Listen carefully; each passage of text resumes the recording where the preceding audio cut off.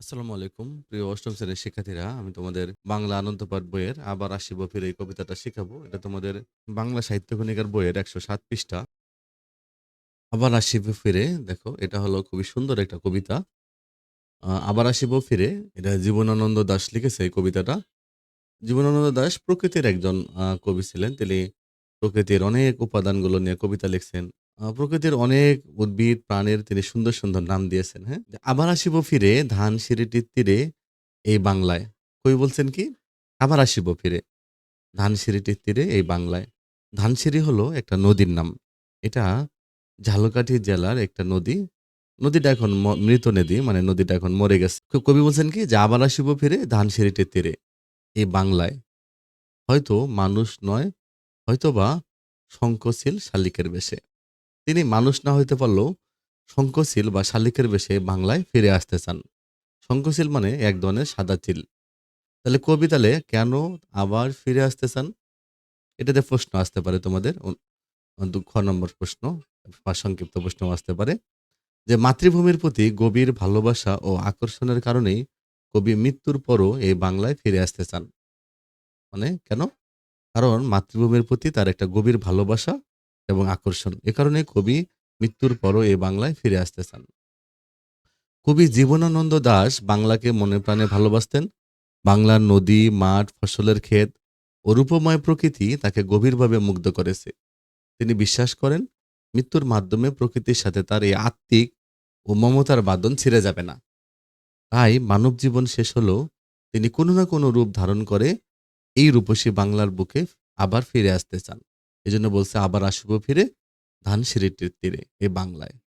হয়তো মানুষ নয়, হয়তোবা শঙ্খচিল শালিকের বেশে। মানে কবি মাতৃভূমিকে ভালোবাসেন। এজন্য কবি এই বাংলায় আবার ফিরে আসতে চান। তো যদি বলে আবার আসিব ফিরে, কেন কবি আবার ফিরে আসতে চান? তাহলে তখন তোমরা এই উত্তরটা লিখে দিবা। ওকে? ১ম এ এই জ্ঞানমূলক লাইনটা লিখবা, তারপরে উত্তরটা লিখবা। তাহলে তোমরা পুরো ২ মার্কই পেয়ে যাবা। হয়তো ভোরের কাক হয়ে এই কার্তিকের নবান্নের দেশে। নবান্ন মানে কি? নবান্ন হলো নতুন ধান কাটার পর আমাদের দেশে এই উৎসব হয়। এটা একটা উৎসবের নাম। এই উৎসবে দুধ, গুড়, নারিকেলের সঙ্গে মিশিয়ে নতুন আতপ চালের ভাত খাওয়া হয়। তাহলে এটা উৎসবের নাম। তাহলে কবি বলছেন, হয়তো তিনি ভোরের কাক হয়ে এই কার্তিকের নবান্নের দেশে ফিরে আসবেন। তা কবি এই যে ভোরের কাক হয়ে কেন বলেছেন? বা কবি এই যে প্রকৃতির তুচ্ছ উপাদানগুলোর কথা কেন বলেছেন? অথবা কবি প্রকৃতির তুচ্ছ উপাদানগুলোর মাধ্যমেও এ প্রকৃতিতে ফিরে আসতে চান কেন? আসলে কবি প্রকৃতির অতি তুচ্ছ উপাদানের মাধ্যমেও নিজ দেশের সাথে যুক্ত থাকার তীব্র আকাঙ্ক্ষা প্রকাশ করেছেন। কবি জীবনানন্দ দাশ বাংলার প্রকৃতিকে এতটাই ভালোবাসতেন যে মৃত্যুর পর সাধারণ মানুষ হিসেবে ফিরতে না পারলেও তার আপত্তি নেই। তিনি ভোরের সাধারণ একটি কাক হয়ে কুয়াশাচ্ছন্ন বাংলায় ফিরে আসতে চান। প্রকৃতির রূপের সাথে নিজেকে বিলীন করে দিয়ে মাতৃভূমির চিরচেনা অংশ হয়ে থাকার ইচ্ছাই এখানে প্রকাশ পেয়েছে। হয়তো ভোরের কাক হয়ে আর এই কার্তিকের নবান্নের দেশে কুয়াশার বুকে ভেসে একদিন আসিব এই কাঁঠাল ছায়ায়। তো এই যে কার্তিকের নবান্নের দেশে কেন বলছে? আসলে কার্তিকের নবান্নের দেশ বলতে কবি কি বুঝিয়েছেন? এটা প্রশ্ন আসতে পারে। বাংলার চিরচেনা কৃষি ঐতিহ্য ও উৎসবমুখর গ্রামীণ রূপকে বোঝাতে কবি এই কথাটি ব্যবহার করেছেন। কার্তিক মাস হলো বাংলার আমন ধান পাকার ও কাটার সময়। এ সময় বাংলার ঘরে ঘরে নতুন ধান থেকে তৈরি চাল দিয়ে নবান্ন উৎসব উদযাপিত হয়। এটি বাংলার কৃষিজীবী মানুষের আনন্দ ও সচ্ছলতার একটা ঐতিহ্যবাহী প্রতীক। কবি এই বিশেষ উৎসব ও ঋতু বৈচিত্র্যের মাধ্যমে বাংলার চিরন্তন গ্রামীণ রূপটিকেই তুলে ধরেছেন।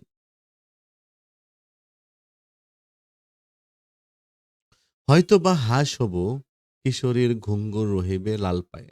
মানে হয়তো হাঁস হয়ে আসতে চান। তখন কিশোরীর ঘুঙ্গুর রহিবে লাল পায়ে। তো ঘুঙ্গুর মানে নূপুর বা পায়ের অলংকার। তো কি বলছে, হয়তো হাঁস হব, কিশোরীর ঘুঙ্গুর রহিবে লাল পায়, সারাদিন কেটে যাবে কলমির গন্ধভরা জলে ভেসে ভেসে। তা কবি কেন হাঁস হয়ে এই যে কলমির গন্ধভরা জলে ভেসে থাকতে চান? আসলে বাংলার গ্রামীণ প্রকৃতির রূপ রস উপভোগ করার ব্যাকুলতা প্রকাশ করতে কবি এই কথাটি বলেছেন। বাংলার বিল, ঝিল, জলজ প্রকৃতি কবির অত্যন্ত প্রিয়। কলমি শাকের গন্ধে ভরা বিলের শান্ত পানিতে হাঁসেরা যেভাবে সারাদিন মনের আনন্দে ভেসে বেড়ায়, সেই দৃশ্য কবিকে আকর্ষণ করে।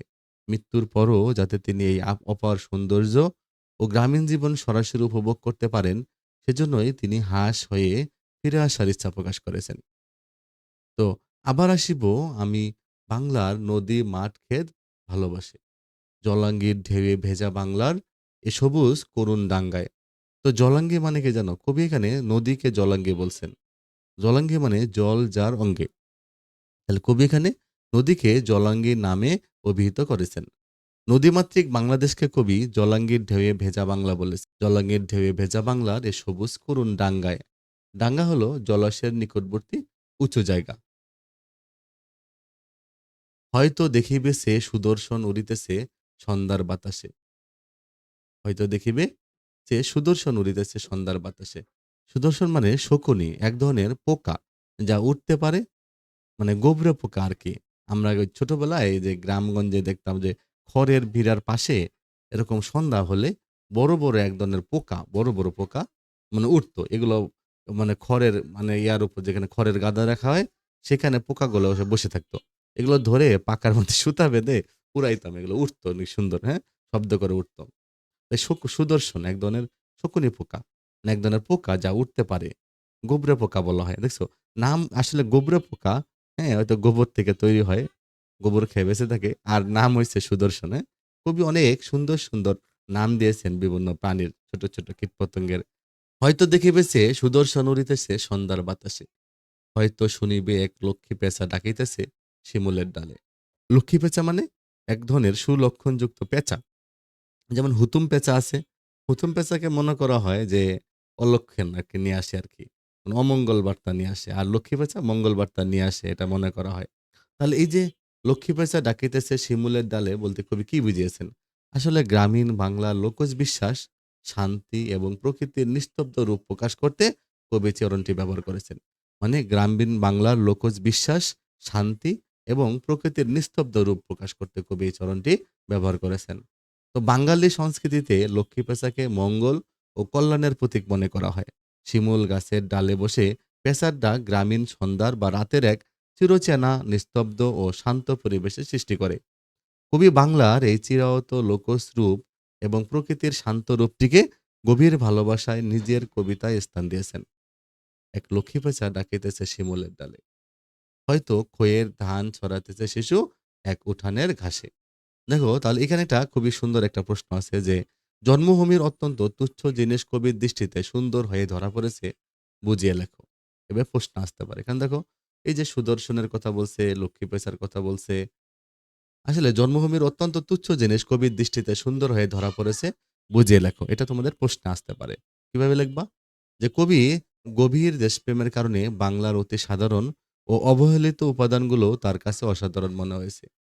সাধারণত মানুষ যেসব জিনিসকে এড়িয়ে যায়, যেমন ভোরের কাক, কুয়াশা, কলমি শাকের গন্ধ, কার্তিক মাসের নবান্ন বা সাধারণ শঙ্খচিল শালিক, কবি জীবনানন্দ দাশের চোখে সেগুলোই রূপসী বাংলার আসল সৌন্দর্য।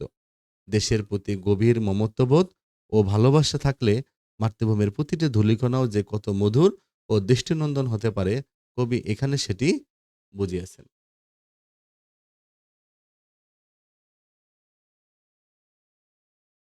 রূপসার ঘোলা জলে হয়তো কিশোর এক সাদা ছেঁড়া পালে ডিঙ্গা বায়।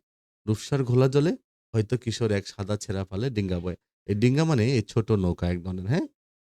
তো এই যে রূপসা হলো একটা নদীর নাম, হ্যাঁ? খুলনা অঞ্চলের একটা বিখ্যাত নদীর নাম হলো রূপসা। আর ডিঙ্গা হলো একটা ছোট নৌকা। তাহলে রূপসার ঘোলা জলে হয়তো কিশোর এক সাদা ছেঁড়া পালে ডিঙ্গা বায়, নৌকা বায়। রাঙ্গা মেঘ সাতটায়ে অন্ধকারে আসিতেছে নীরে, দেখিবে ধবল বক। তাহলে এই যে রাঙ্গা মেঘ সাতটায়ে অন্ধকারে আসিতেছে নীরে, নীরে মানে পাখির বাসায়। পাখির বাসায় দেখিবে কে? ধবল বক। ধবল মানে সাদা। সাদা বক আসতেছে। আমারে পাবে তুমি ইহাদের ভিড়ে। তাহলে এদের ভিড়ে তুমি আমাকে খুঁজে পাবে। তাহলে এই যে রূপসার ঘোলা জলে হয়তো কিশোর এক সাদা ছেঁড়া পালে, এটা বলতে কবি কি বুঝিয়েছেন? কবি বাংলার নদীমাতৃক রূপ এবং সাধারণ মানুষের সহজ সরল জীবনযাত্রার ছবি ফুটিয়ে তুলেছেন। তো নদীমাতৃক বাংলার অন্যতম নদী হলো রূপসা। এই নদীর ঘোলা পানিতে কোনো এক কিশোর যখন ছেঁড়া পালে খাটানো সাধারণ নৌকা বেয়ে চলে, তখন তা বাংলার এক অতি পরিচিত ও চিরন্তন গ্রামীণ দৃশ্যের অবতারণা করে। কবি এই সাধারণ কিশোর ও নৌকার মাঝেই বাংলার সহজ সরল রূপ খুঁজে পান এবং এর অংশ হতে চান। আর আমারে পাবে তুমি ইহাদের ভিড়ে, আসলে কবি বাংলার প্রকৃতির রূপ ও সৌন্দর্যের কাছ সাথে নিজেকে একাত্ম করে দেখিয়েছেন। সন্ধ্যায় সাদা বকের দল ডানা মেলে মেঘের কোল ঘেঁষে নিজ বাসায় ফিরে আসে। তখন বাংলার আকাশে এক অপরূপ দৃশ্যের সৃষ্টি হয়। কবি মনে করেন তিনি এই প্রকৃতির একজন অবিচ্ছেদ্য অংশ। তাই রূপসী বাংলার এই শান্ত ও চিরায়ত সন্ধ্যার দৃশ্যপটের মাঝেই পাঠক বা তার প্রিয়জনেরা কবিকে খুঁজে পাবেন। প্রিয় শিক্ষার্থী, দেখো তোমরা যদি এভাবে কবিতাটা প্রত্যেকটা লাইন ব্যাখ্যাগুলো পড়ো, তাহলে তোমরা কিন্তু এই যে ক নম্বর প্রশ্ন পারবা এবং খ নম্বর প্রশ্ন পারবা। এর বাইরে একটাও আসবে না এবং এভাবে লিখলে তোমরা কিন্তু পুরো মার্ক পেয়ে যাবা। ওকে? আসলে কবি তাহলে এখানে আরেকটা প্রশ্ন আছে যে কবি কেন মানুষের পাশাপাশি পশু-পাখি বা অন্য কোনো বেশে বাংলায় ফিরতে চান?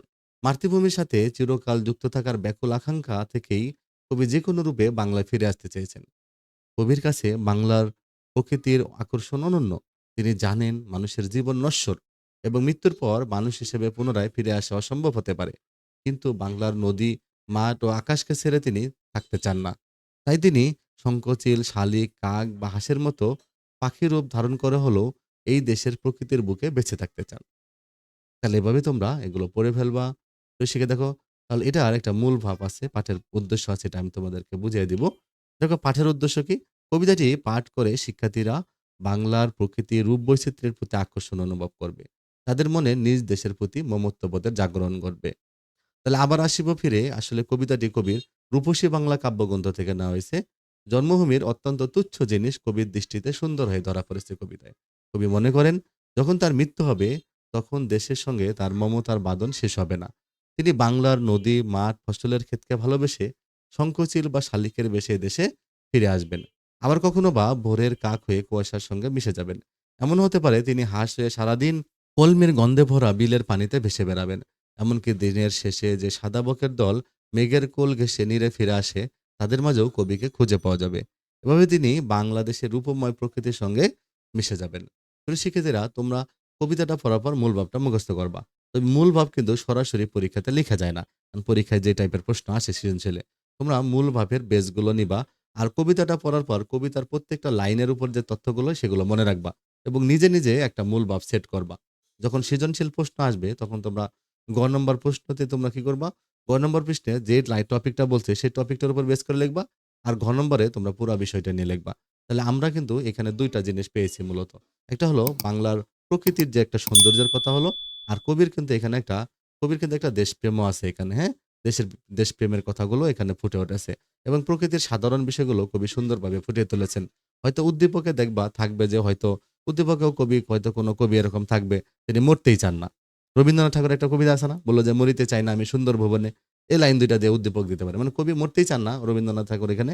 আর এখানে জীবনানন্দ দাশ তিনি মারা গেলেও প্রকৃতিতে আবার ফিরে আসতে চান। ২ জনের কিন্তু দেশের প্রতি ভালোবাসা বোঝায়। আর এখানে কবি আবার তাহলে সমগ্র ভাব ধারণ করবে না, কখন হতে পারে? এরকম কিছু একটা হতে পারে। যখন হলো যে হয়তো প্রকৃতির এই যে রূপের সৌন্দর্যের যে বিষয়গুলো, এগুলোর সাথে মিল নাও থাকতে পারে। কিন্তু দেশপ্রেমের দিক দিয়ে হয়তো মিল থাকবে। তাহলে তোমরা সুন্দর করে কবিতাটা ভালো করে পড়বা। তাহলে তোমরা সবকিছু পারবা। তোমরা আমার চ্যানেলটা সাবস্ক্রাইব করবা। তোমাদেরকে অনেক, অনেক ধন্যবাদ পাশে থাকার জন্য। যারা কমেন্ট করো তাদেরকে অনেক বেশি ধন্যবাদ। তোমরা আমাকে অনেক কমেন্ট করবা। হয়তো ভিডিও অনেকে দেখে, কমেন্ট অনেকে করে না। তোমাদের ১ টা ২ টা কমেন্টই কিন্তু আমাদেরকে উৎসাহিত করে, ভিডিওটা অনেকের কাছে যায়। তো শিক্ষার্থীরা ভালো থেকো, দোয়া করো। আমি তোমাদের জন্য দোয়া করি। আল্লাহ হাফেজ।